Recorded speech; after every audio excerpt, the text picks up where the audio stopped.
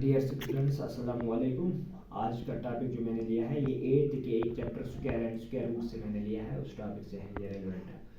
Topic ये है square and square roots. यहाँ मैंने थोड़ा इसका बेसिक लिया है कि जब बेसिक समझ आ जाए तब ये स्क्वायर एंड स्क्वायर रूट्स आपको अच्छी तरीके से क्लियर होगा।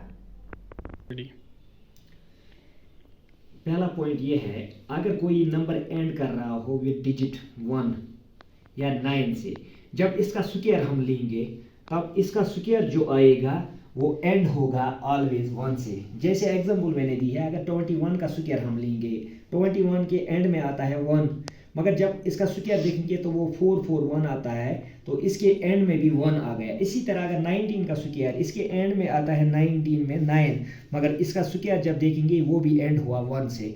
यानी कि अगर कोई नंबर एंड से वहाँ से 1 से एंड हो रहा हो या 9 से, तो उसका स्क्वायर वहाँ से ऑलवेज एंड होगा विद 1।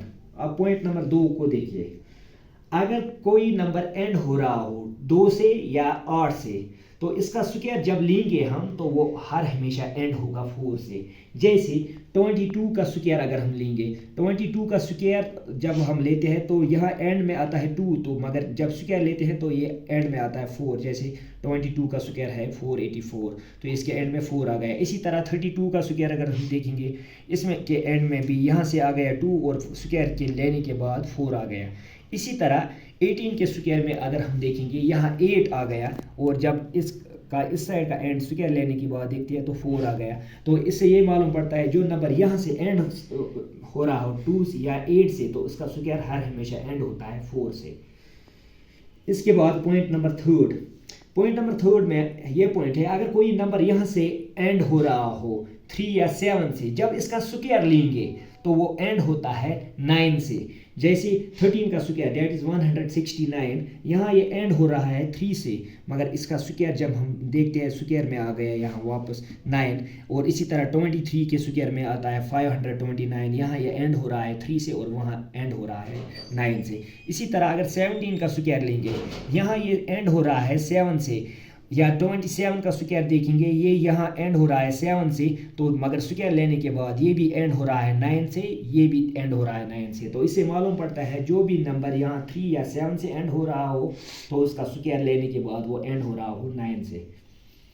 तो इसके बाद चौथा पॉइंट ये है, अगर कोई नंबर एंड हो रहा हो यहाँ 4 या 6 से, स्क्वायर लेने के बाद वो एंड हो रहा होगा डेफिनेटली 6 से। जैसे 14 का स्क्वायर ये 4 से एंड हो रहा है, तो इसके एंड यहाँ स्क्वायर लेने के बाद 6 आ गया। या 16 का स्क्वायर हमने लिया, तो यहाँ ये एंड हो रहा है 6 से, मगर वहाँ भी ये एंड हो रहा है स्क्वायर लेने के बाद 6 से। तो मालूम पड़ता है जो भी नंबर एंड हो रहा हो 4 या 6 से, इसका स्क्वायर तो एंड होता है हर हमेशा 6 से।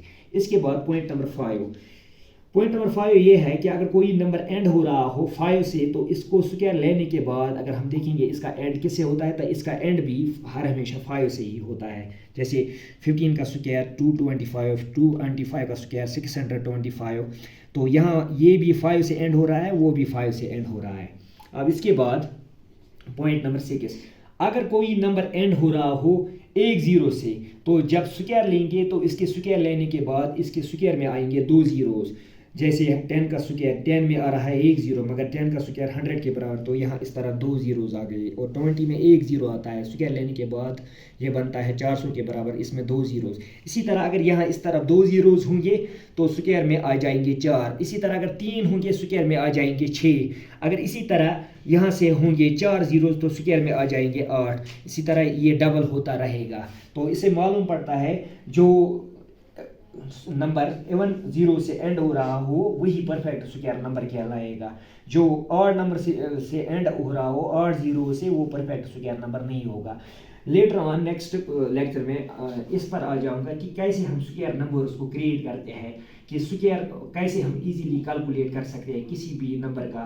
तो hope you will understand this. Next we will come with another lecture and this will be more interesting.